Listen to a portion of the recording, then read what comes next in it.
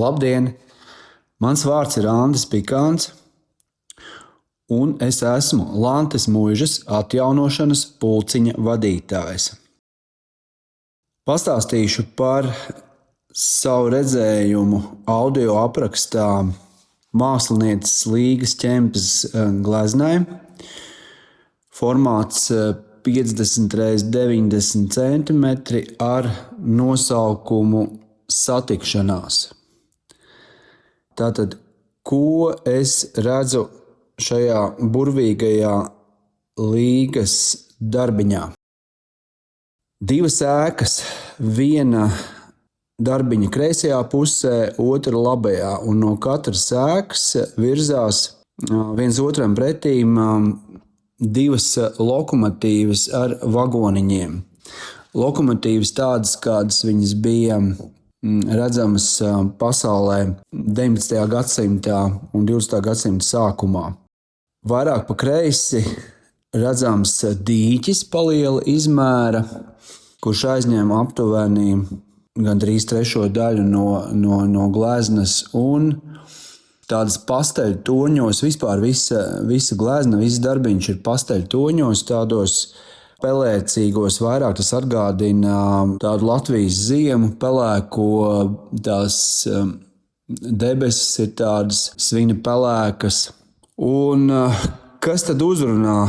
Uzrunā vērīgi ieskatoties, rodās jautājumi, kāpēc tās celtnes, katrs savā pusē, kāpēc no viņām virzās tās lokomotīvītes viena otrai pretīm, jo redzams, ka tā ēka, kur atrodas pa labi, viņai ir kaut kāda līdzība ar Lantes Muižu.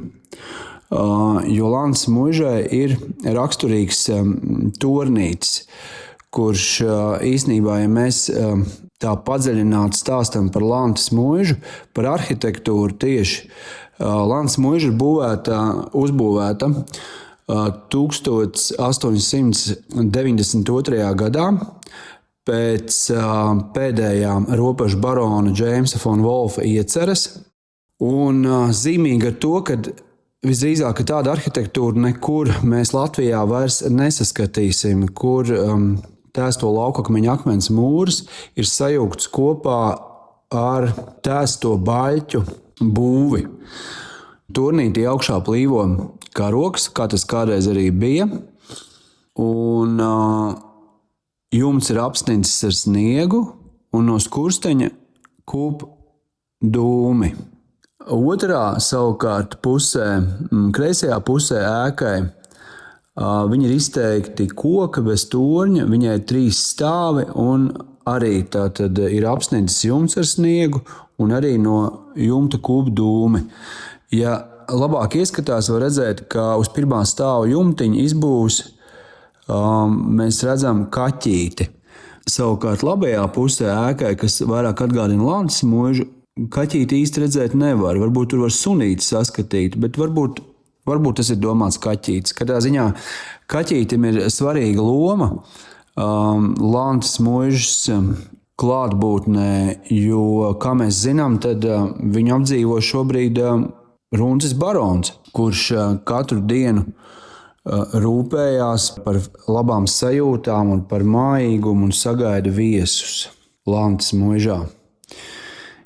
Kas tad notiek ar lokomotīvītēm? Lokomotīvītes tā draudīgi tuvojās viena otrai. Es ceru, ka viņas nesaskriesies, bet tikai satiksies un aizslīdēs viena otrai garām. Lokomotīvai, kur traucās no pilsētas puses, kā varētu domāt no kreisās puses, uz labo pusi, uz Muižas pusi, ir 3 vagoni. Savukārt lokomotīvai, kur traucās no Muižas uz pilsētas pusi, ir 2 vagoni. Kāpēc tā? Labs jautājums. Visdrīzāk, ka no pilsētas uz laukiem cilvēki dodās vairāk, iespējams tad skatīties, sajust mieru, kas ir svarīgi, klusumu un dabu baudīt. Un tas ir jauki, ka cilvēki, ja tas tā ir domāts, no pilsētas brauc un tādā veidā iedvesmojas savukārt no Muižas puses, mēs varam uzskatīt, saukt to par laukiem, uz pilsētu.